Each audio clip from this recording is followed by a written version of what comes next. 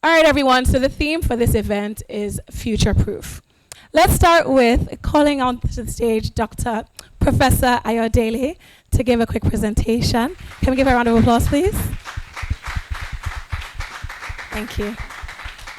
Thank you very much. Good morning, everyone. It's a great privilege to be here with you. These days, by the day, I feel sometimes like I came too early. I think this is the time to be young, and this is the time to be, because the opportunities that come with now are unparalleled. And that's why, it was, did you say the theme last year was, yes, flight or flourish. And I think that we were not prepared to flourish. We were prepared to just sustain what we had. And so when the challenges came, the default was either to just stand still and fossilize, or, also we didn't have a lot to pass on to the next generation. And so many of them took to flight. But I'm glad there are people like Mr. Disu who are challenging us not to take to flight, but rather to stay and flourish. And while we're doing that, also ensure that we have a future-proof strategy and various interventions out of that strategy. So yes, my name is Ayodele Atsenuwa. I am a lawyer by training. I have some experience of work in the development sector. I actually studied law in development, so it exposed me right early to some of the issues that are coming up here. And I have my teaching interests span what we call public law, and that is a lot of what happens in the public. So you will see me around developmental issues such as human rights, such as gender issues, such as criminal justice, and of course health and the environment. So I think that's the context, the backdrop against which the person who mentioned my name, to Mr. Disu, mentioned my name. And so I will be speaking to you about what opportunities there are within the law, and helping people to understand what opportunities there are within the law, and helping you, before you end here, this class of 2023, to not leave the law behind, because all too often people conceptualize interventions, people get very disillusioned with the law, and so they move forward and they think that they have moved forward. But if you do not ride with the law, all too often you won't get too far. So the reason why I consider law very important, you can live your life, you cannot live your life outside of the law. Even if you wanted to, the law does not enable you to. And that is why you need to engage with the law. Your life is shaped by the law. Our lives are shaped by the law. What we do, how much noise we can make, what quality of water we drink, are things that are shaped by law. Whether the law achieves its aspirations or does not achieve its aspirations is part of why we are here today. That is why class of 2023 is here to design. I think that we should actually have our host come back to speak to us, because there's something about brewing. It's about standards. There's something, it's also about, if that drink is not going to be drunk on site, then you have to seal, you have to put in some container that is tamper-proof, that is well secure, so that its quality remains exactly the same. The kind of container you put it into determines whether it remains pristine. The kind of seal you use determines whether its quality remains the same. And that's the same thing about proofing anything, making them kind of secure, and that is it. So I thought when I was coming, I'd start with what is law. And maybe I'd make this a little bit interactive. I'll just get two people. Tell me what they think law is from any angle. What is law? Please. Class of 2023. Just what you think. It's not that the answer has to be right. What do you think? We engage with law every day. We're angry with law every day. So what do you mean? You must have something to tell me about what you think law is. Law simply means rules and regulation. Thank you. Law simply means rules and regulations. Anybody got another thought? A social contract that is mutually agreed by a community. Okay, the social contract mutually agreed, the body of agreements that constitute the social contract, yes, and that would be the... They can also be seen as customs and standard. Okay, customs and standards, but embodied in that customs and standards are the agreements, are the rules and the regulations. So the customs embody that. So law is all of what everybody has said here in terms of, what effect laws have. So laws are rules, laws are regulations, laws set standards, law prescribe codes of conduct, standards of behavior, the entirety. Laws also do something a little bit more. Laws tell us what our obligations are, whether we're individuals in the society or whether it is the government that we put in place and through all its agencies. Laws also tell us what it is we can expect. Laws are hard laws, the ones that you can go to court and shake your shoulders and assert your rights. Laws also include what we call soft laws, the ones that are not necessarily enforceable in court, but which we, through our social action, can push forward. Now, in Nigeria, there's law sources are many, and it's really important for you to understand that for the social action that you will conceptualize, you need to determine, am I trying to influence what we call statute law? That is the law that the legislature passes. Am I trying to influence case law? In other words, so we have all the promises of the law in one statute, in one legislation. The Lagos State House of Assembly, the National Assembly, they've all passed the laws, but so what? So what? So sometimes the problem is get them to pass the law. That is social action, such as you can think of. Sometimes the issue is the law has been passed, but the law has not been enforced. How do we get the law enforced? And then sometimes the issue is we need justice. The law was not enforced, or the law was broken, and people have suffered. People have suffered. Maybe because of the way we have used lands, the floods have come, the quality of people's lives have deteriorated. We need justice. So your social action could also be around, we need justice. We have the law, but the law's been breached. The law's not been enforced. We need justice. And sometimes the action could be, we need justice not so much to redress, not so much after the harm has been done, but we need justice before the harm is done. We need justice to prevent. So we do the advocacy for environmental justice before the harm is done.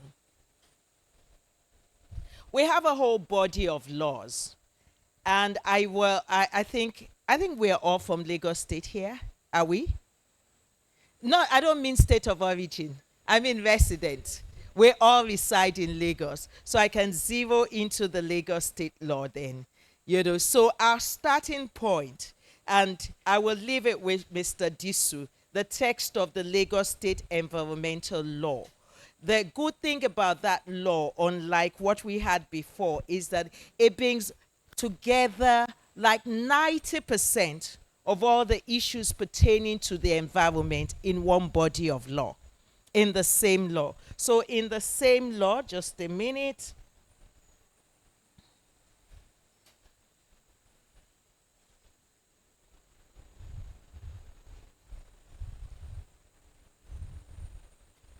You see, I must be doing something wrong. If I were a Gen Z and whatever, I would have gotten to the page earlier than now.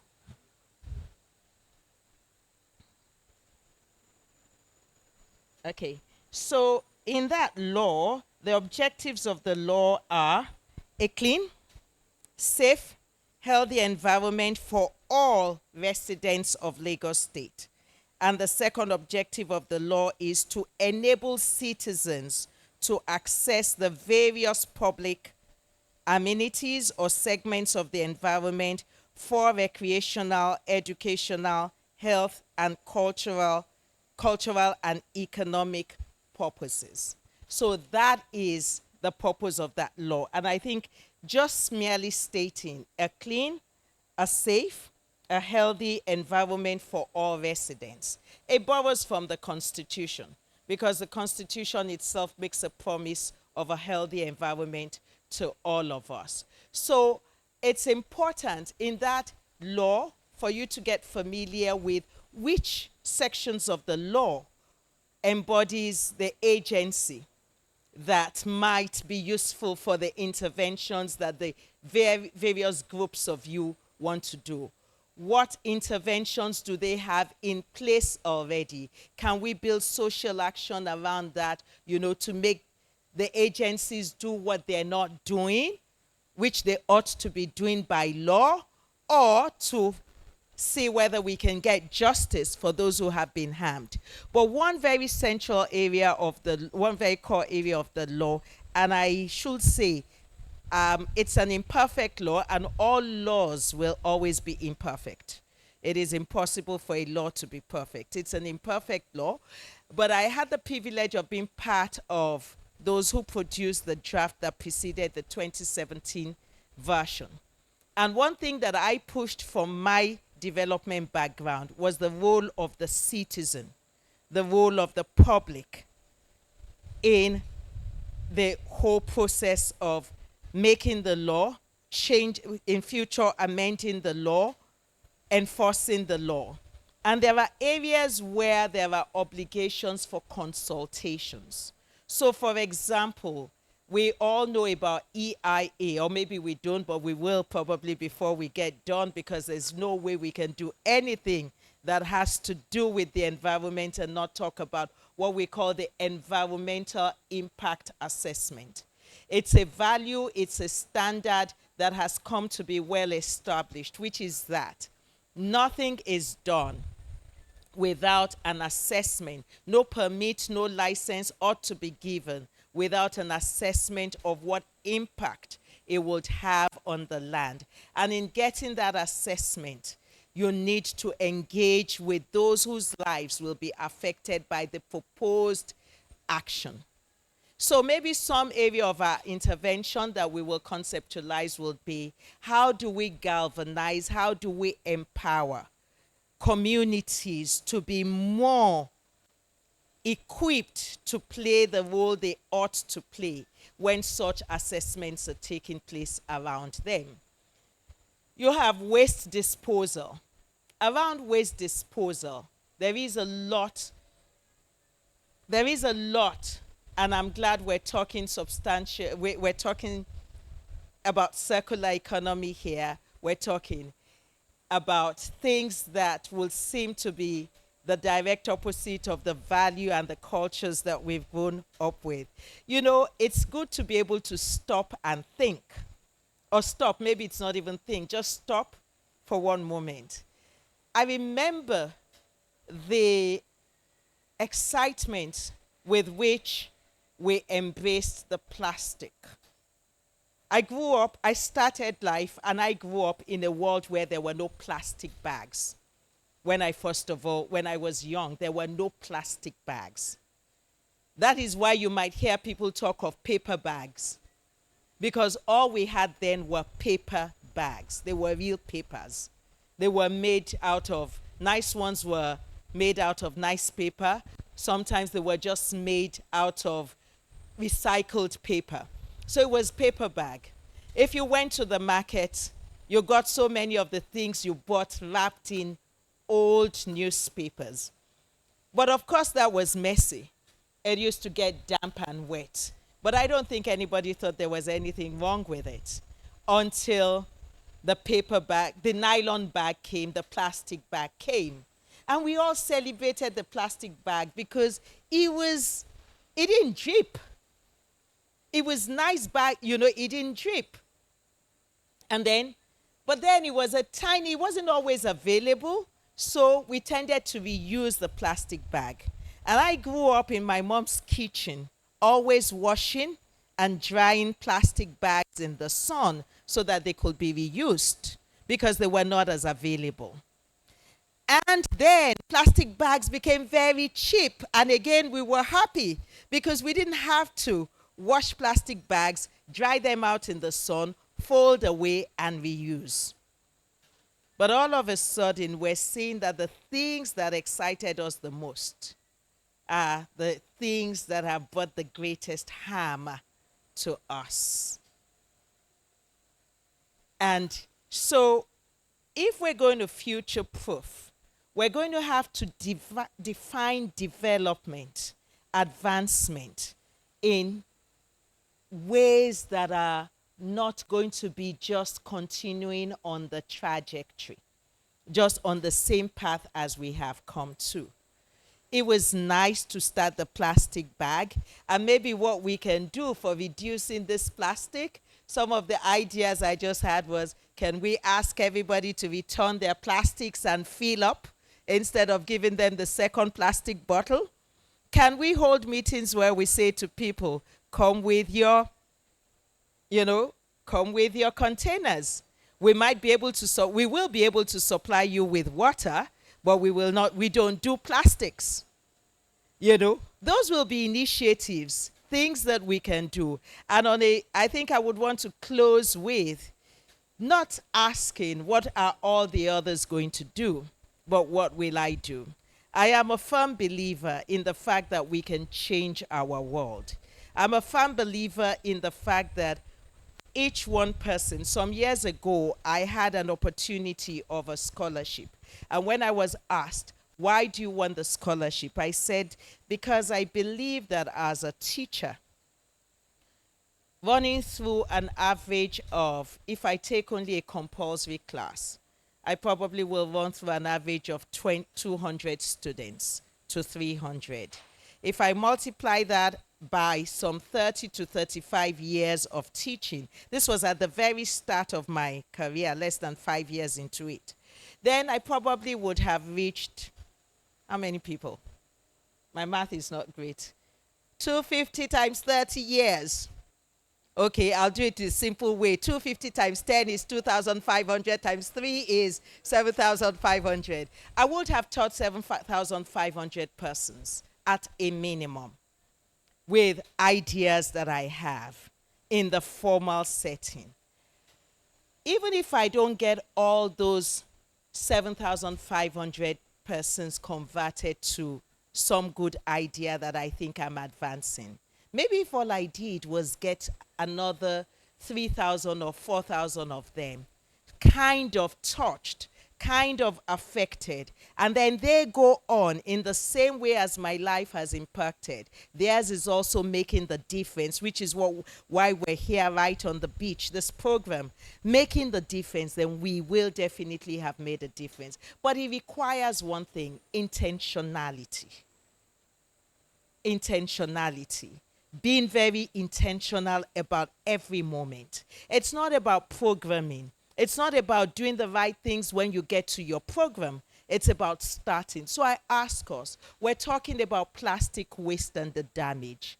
I can ask us, what are we doing for reducing use of plastic? What are you doing in your small world? We're talking of, waste, arbitrary waste disposal, which so many of us are part of. How do we dispose of waste? How do you think when you're disposing of waste? I work in a university, and it's amazing that students litter. And it doesn't even occur to them that there's anything wrong with littering. Students litter. And in some cases, when I was the dean of law, the student welfare, we started a cleaner law campaign. And frustrated, the welfare secretary then came to me and said, Prof. Dean, I think just lock all the toilets. And I said, why should I can't lock up all the toilets. He said, you have to lock the toilets because it's frustrating. We're trying to get our peers to modify their behavior and use facilities better. And we're getting pushback of, what's your business? Are you the cleaner?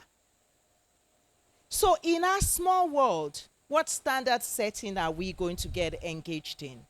What regulations are we going to change around our world? So you're a student. Can you start a cleaner whatever it is campaign? Can you get some of your classmates to sign on a commitment and say, you know, in my class, in our classes, we won't do this. Around this campus, we won't do this. In our halls of residence, we will do this. When we get anywhere we get to, we will start. So here we are. At the end of the day, we will undertake, we will do critical thinking. We will conceptualize, you know, solutions to problems that we identify. But I'm asking us to do it in a way that is not what every other person will do. We will conceptualize solutions around what other people must do. But I want to urge us to start from what we will do. Thank you very much for the opportunity. Thank you. Thank you so much, Professor.